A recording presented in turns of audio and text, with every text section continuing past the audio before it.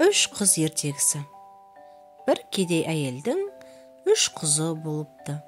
Солардың қарнын тойдырып, киіндіріп, қатарынан кем қылмай өсіру үшін әйел күндіз түні тыным таппай еңбектеніпті. Қарлығаштың балапанындай қауырсындары қатып, қыздар бой жетеді. Бір күні әйел қыздарын қасына шақырып былай дейді: «Қыздарым менің, бүгінгі күні міне бой жетіп, тұрмыс құратын жасқа жеттіңдер. Мен сендерді қанаттыға қақтырмай, тұмсықтыға шоқтырмай өсірдім. Сендер үшін түн демей, күн демей еңбек еттім. Ал енді өз теңдеріңді тапсаңдар, ақ батамды беремін. Менің көзімнің тірісінде тұрмыс құрыңдар» дейді. Ай жүзді аруларға елдің көзі түспей қойсын ба?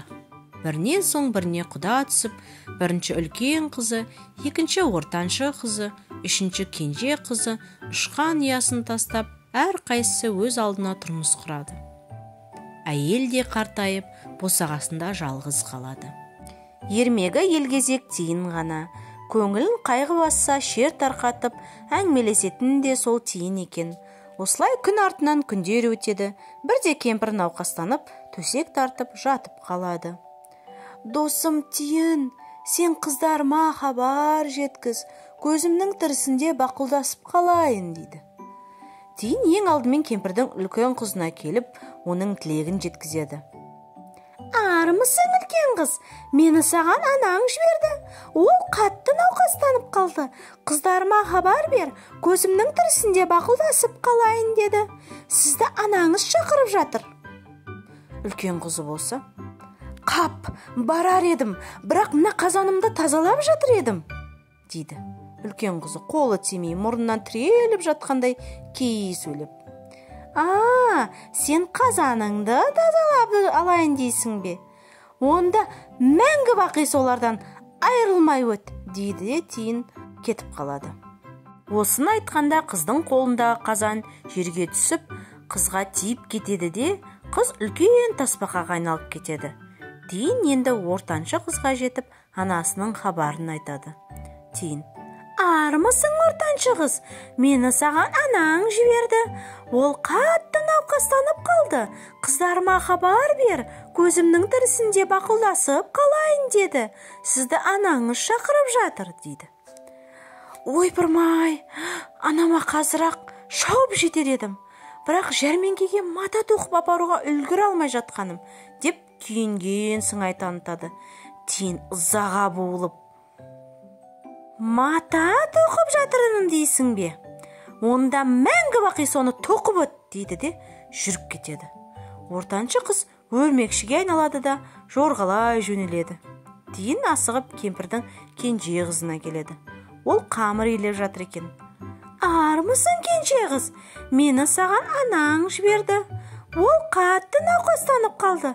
Қыздарыма хабар бер, көзімнің тірісінде бақылдасып қалайын деді. Сізді анаңыз шақырып жатыр» дейді. Қайғылы хабарды естіген қыз ләм-мим демей, қолының қамырын да тазаламастан жан ұшырып анасына жүгіреді. «Анашым, сізге не болды? Өзіңізді неге күтпейсіз?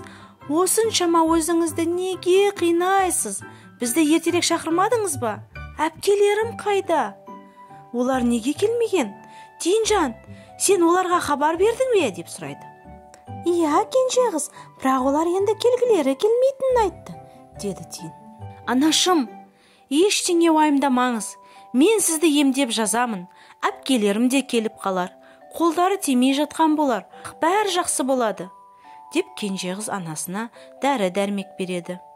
Анасының көзінің тірісінде жеткен кенже қыз науқас кемпірдің ақырғы сәттерін қуанышқа бөлейді. Анасы: «Ақылыңнан сені көріп бір марқайып қалдым ғой» деп риза болыпты. «Менің қадірлім, алтыным, адамзатқа әрдайым қуаныш әкелуші бол. Сонда адамдар сенің немере шөбереңді де, ұрпағыңды да ұмытпайды, ардақтайды» дейді Тиын. Шындығында солай болып, кіші қыз көп жасап, оны барлық адам қастерлеп сүйіп өтіпті. Күндердің күнінде кіші қыздың да өмірмен қоштасар мезгілі жетіп, ол бал арасына айналыпты. Аралар бүкіл жаз бойына тыным таппай, адам баласы үшін бал жинаумен әлек. Қай уақытта қарасаң да, оның алдыңғы екі аяғы тәтті қамырға малулы. Ал қыс айында айналадағы барлық жәндік ғайып болғанда, ара омартаға, жылы ұяға кіріп алып, жан рахатын табады. Оянса, бал мен қант жейді екен. Соңы.